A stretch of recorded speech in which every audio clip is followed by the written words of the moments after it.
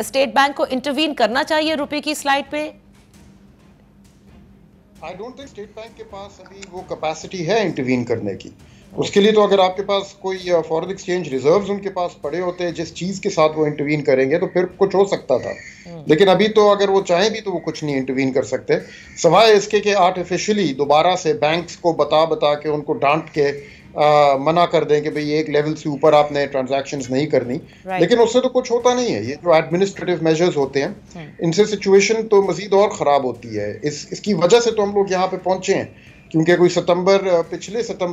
पिछले साल सितंबर से लेके आज तक डार साहब ने यही इसी किस्म के तरीके ट्राई किए थे मैनेज करने के, एडमिनिस्ट्रेटिव मेजर्स लेने के और एक्सचेंज रेट में इंटरवीन करने के।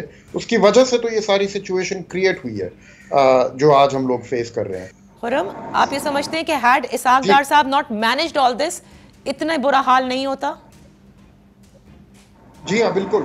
आप याद करें पिछले सितंबर 2022 में मिफ्ता इस्माइल साहब ने जब IMF प्रोग्राम को रेजरेक्ट कर दिया था और काफी हद तक पास कर दी थी सारी इंटरनेशनल ऑयल प्राइसेस और सब कुछ, सिचुएशन जो थी वो स्टेबिलिटी की तरफ जा रही थी तब। और आई थिंक चंद महीनों के अंदर अंदर तब हो जाना चाहिए था। लेकिन ये डार साहब ने आके जो रिवर्स किया है ना सब कुछ, जो स्टेप्स रिवर्स किए हैं और फिर उन्होंने शोर मचाया है कि भी मैं डॉलर को 200 से नीचे लेके आऊंगा, उसने फिर मामला गड़बड़ किया है और उसकी वजह से फिर जो एक ख़राब सिचुएशन बेहतरी की तरफ जा रही थी वो ख़राब सिचुएशन उल्टी तरफ मज़ीद और ख़राब होनी शुरू